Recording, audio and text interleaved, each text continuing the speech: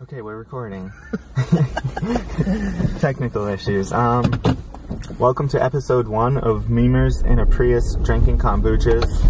Totally original idea, did not get any inspiration from anything else that exists. And I'm here with my good friend Spencer in Alexandria, Virginia. And we are both, I'd say we're both full-time memers now at this point. Yeah. And so you want to talk about what pages you got going on? So my main meme page is called Dab Moms, which I started a couple years ago. And that was just kind of like a general, just funny meme page. I just kind of wanted to make my own memes and just dabble in it, and it turned into like a bigger thing than I thought it would over a course of a year.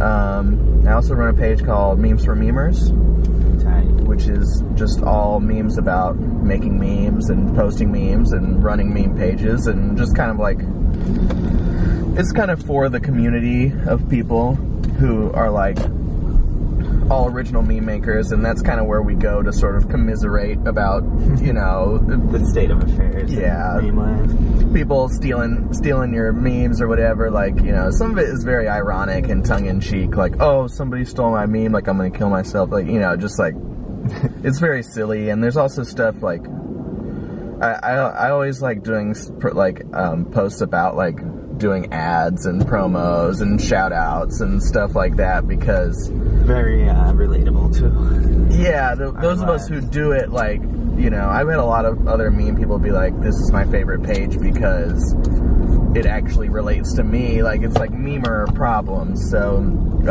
I like it for that. I think the reason I started that page is because I was posting those kind of memes on Dab Moms, and nobody cared. Like, yeah, they would just bomb because nobody wants to see a meme about people who make memes. Nobody cares. So yeah, we formed our own little community there. I figured it was going to be such a small market because, like, how many people actually know what you're talking about? I figured it's like 200 people. Yeah, it has to be under 5,000 people that have any sort of meme pages at all. But that is true. You got it to 95, so like there's going to be 90,000 people that just don't get it, but like want to get it. Yeah, I think that's what happened. Like people, you know, like Tank Sinatra or like other big pages would comment on my stuff, and people would come and they'd be like, holy shit, Tank Sinatra follows this guy or whatever, you know, and it's like they didn't realize that I also run a bigger page. Yeah. And so yeah, I think people follow because they're curious and they want to know about those problems. It is a great page. Well, I appreciate that. I think that was that's my favorite page that I have. That's where I feel the most comfortable, like, posting. But yeah, I have some other pages. I have like a 90s nostalgia page called Throwback Machine, which is smaller, but gaining a lot of momentum, and I really enjoy that page because, you know, I was kind of already posting like Rugrats and Hey Arnold and stuff like that, like old Nickelodeon and Cartoon Network kind of themed memes, or like I would use. It's really easy to use some of those old cartoons to turn into like weed and drug memes, like, because they just always look like kind of trippy already. And yeah, so and that juxtaposition between like children's programming and like, you know, drug culture, like there's definitely a connection there. However weird that is, especially like old Nickelodeon. Well, I'm sure the people that were involved in those shows had some silly habits themselves. Oh, for sure. So you want to talk about, since the camera was not recording the first time. Oh, yeah, that's true. Let's do, like, how you got from playing in hardcore bands in Tennessee to moving to Virginia and starting a meme page. Yeah, well, I played music for about, like, 15 years. I played mostly bass and then, like, guitar and stuff like that. So I played in, like, band in school, and then was always just on stage and playing in, like, rock bands and pop punk bands, and it kind of turned into like hardcore and metal as the scene changed. And you know, I played everything. You know, I played like folk and country and indie rock and hardcore and everything. Like in Nashville, pretty much you're born and they like hand you a guitar. You know, like everybody is in a band. Everybody is in two bands. Yeah, it's very cool, and a very cool culture behind that, because like there was definitely a community. But But yeah, so like as I got older and you're like going on tour a little bit, you start networking with other bands, and I think there was like a guy in another band who was like sharing these really weird memes from this page called I Play Corn to My DMT Plants. And yeah, that was the first page that I was on. Sex all day. Yeah, and that's how I found you, and because I think that you had a separate Cabbage Cat page at the time when I first saw, and I was like, oh, what is this crazy page? And that led me to your like personal Facebook, and I like creeped on that for a little while. And, yeah, that happens. And I mean, yeah, I think you and Clyde, who does Corn Fan 420, really, when I saw you guys, what you were doing, and I was a big Corn Fan 420 fan too, I was like, I bet I can do something like this, like, you know, and all I had to do was like figure out how to put the words on top of the picture. The classic Twitter screenshot. Yeah, and I didn't realize it was a Twitter screenshot. I thought maybe it was just some app or, the open secret. Yeah, and it was such a secret for so long. And I even think there were a lot of meme people who were like, oh, I'm not going to tell this kid how to do it, you know? Sure. And I bet I did that to some people. It was just like, no, you got to figure it out. I told everybody that asked me how to do it, and now 2 years later, people with pages are like, I learned it from you, bro. Well, that's like, amazing. It's not much to learn, but yeah, but I'm glad I answered your DM, and I'm not a dick, so. Yeah, it means something to people, like. Yeah. And, yeah, so I think I just Googled, like, what are these memes with the text on top? And somebody was like, oh, yeah, that's just Twitter. And so, yeah, I downloaded Twitter because I didn't have any social media. So, yeah, like, I was like, playing music, and I like, downloaded Facebook to, like, promote my music. And that's how I got into the whole meme world. And, yeah, I didn't have an Instagram. I've never had a personal... I didn't have a personal Instagram until after I made Dab Moms. You do now? I do now. But yeah, I basically just did Dab Moms and on Instagram, and that's how I got into the world. Like, what's Dab Moms at now? Like 350? Yeah, 350 something, nice. Some change. 350,000 followers, which is really, really crazy when you think about it.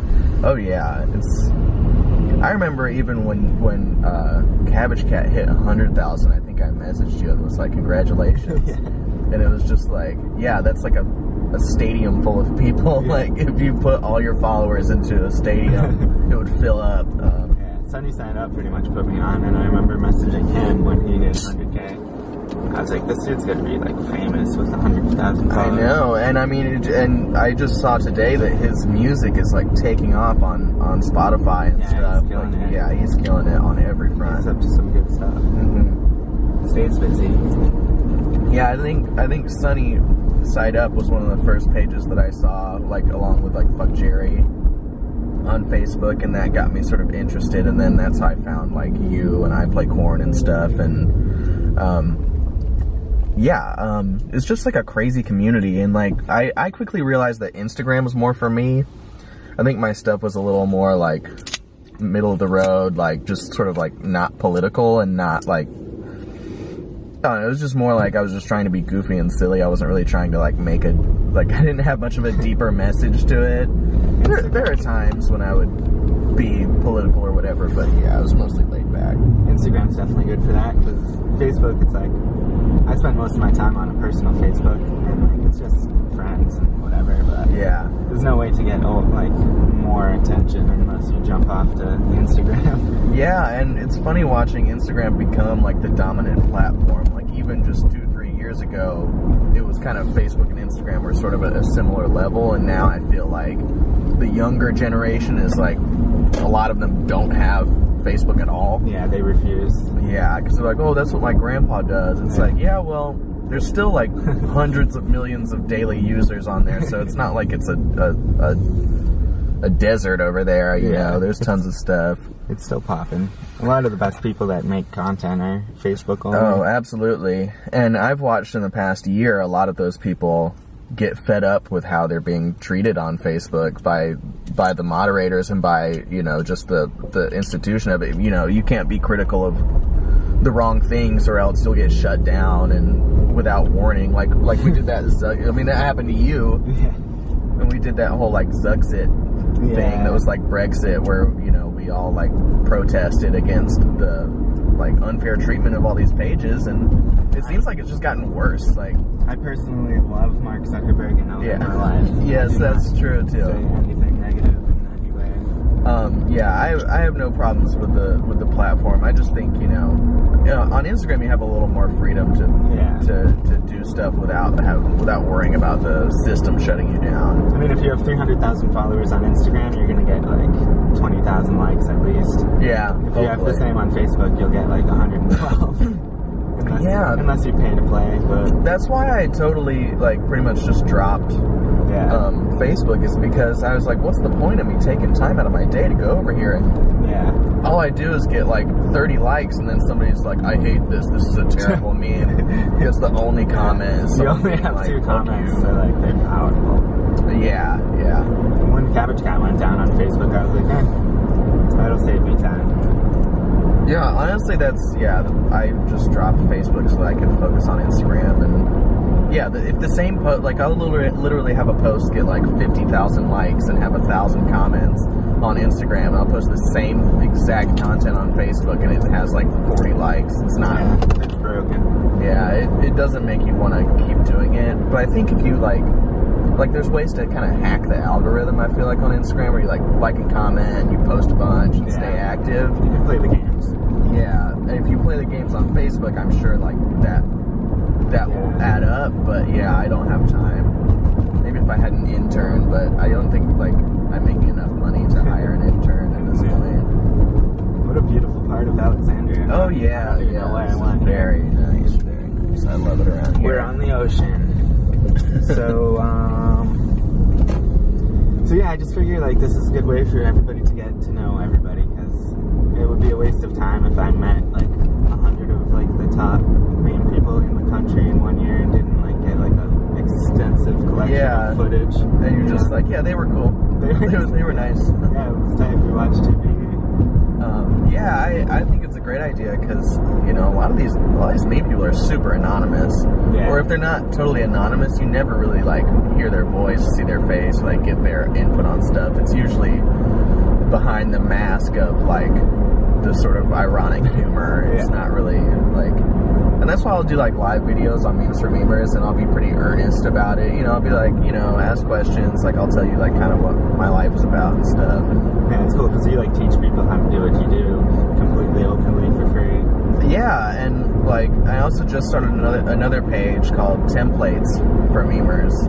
So it's just all blank meme templates. So it's kind of like a resource for new meme people to kind of get inspired. And you know, all you do is just screenshot the post and then like plug in whatever words you want or whatever pictures you want. And I don't know, I feel like I would have benefited from a resource like that a couple of years ago. So, you know, I'm in the position now. Like, I feel like doing all those ads and stuff, like to make up for doing the ads, I like offer like really good customer service. Like I'll answer your messages, and we gotta pay it back however we can. Yeah, it's like we are living off Instagram, however, in whatever ways we do that, but which gives us the time and freedom to lend a helping hand once in a while. Yeah, for sure. And like I like take care of my daughter all day, so that, you know, like I kind of dual wield like being a stay-at-home dad and like doing the Instagram stuff. So stay-at-home meme lord. Stay-at-home meme lord. Yeah, I mean, a few months ago I wasn't doing this full time. I mean, when we moved to Alexandria, it's very weird. I was like doing construction for $100 a day. Yeah, I was working in like my father-in-law's law office, you know, for like, you know, $10 an hour, $12 an hour, and not even having enough work to like do it full time. So it was kind of like I was supplementing with these ads. And then when we moved here, I was like, oh, I got to find a job. And like my daughter was like going to start school, and it had been a couple months. And then I kind of was just like looking at my PayPal account, and I was like, oh wow, I'm making like okay money on Instagram. Like maybe if I just ramp this up a little bit, then I can like stay at home and take care of my daughter and save all that money for childcare, and actually like be able to spend time with my kid every day. And that's very important, and like really good for her to have that. And so yeah, it's working out great right now. And people think it's easy, like easy money, but like you probably spend like 4 hours a morning working, and then you answer messages and DMs all day and click like for 2 hours a day to keep your name time out there? Yeah, absolutely. It's a full-time thing. It's a full-time job for sure. Also, like, no days off. I did it for free for 2 years before I ever got paid. You know, like I started getting paid like after I was doing it for 2 years. So, yeah, there was definitely a huge time investment, and there's a lot of people who did it for a while and then quit. Like, it's easy to quit. You know, there's only so many times people can tell you that they hate your page, or like stop posting, like delete your page, like kill yourself. Like, people say really awful things on there. So it can get a little dark. You just gotta keep your head up. Yeah, it can wear you down if you let it get to you. But I mean, I feel like on Memes for Memers, I try and like raise awareness for the fact that people are very vicious online, and like it's not. And we're all introverted, fragile people. Oh, yes, we are very sensitive, fragile people. Yeah, mean people are very sensitive. That's why we went the Instagram route instead of trying stand-up comedy or something. Yeah, and that's actually one of the... We don't have the ego for it. So. Oh, yeah, certainly not. We're at 16 minutes, that's tight. I'm glad the camera is working. Very nice, very nice. Kombucha, very interesting. Oh yeah, what's your thoughts on your first kombucha? I've never had it before. It definitely tastes really healthy. Like, this is like, I feel invigorated already after just a couple sips. Yeah, it feels good. I feel like the black bags under my eyes are disappearing after like 2 months of couch surfing. Yeah, I bet. I'm hoping you're getting good sleep at my house, because for sure. It's I know that's the biggest struggle of being on the road. It's very appreciative. I got a parking spot, a key. We can do laundry. Yeah, I'm going to the zoo in DC today. Everything's working out perfect. That's great. I'm glad you're having a good time. Hyped about the zoo. And DC is very cool place. There's a lot going on up there, and maybe I'll stop by the White House. Yeah, you should. You should see what Donald is doing. The Donald. Donald could be lonely. Yeah, he's lonely at the top. I guess he has a lot of fans, but... Yeah, he has a bunch of like 15-year-old white boy fans. Yeah. They're just like, he's going to clean up this country. Is that how natural is? Oh, God. Yes. Jeez. Yes. A lot of, what do you say, the southern flags there? Yeah, rebel flags everywhere. It's not hate, though. It's their heritage. It's heritage, not hate. That's what they all say. Heritage. It's like, well, your heritage is like kind of racist evil. Loser. Your heritage is a little bit evil to most of the people in the world. So. Yeah. And they're just like, it's completely innocent. It's like, yeah, it's completely innocent if you're a straight white dude.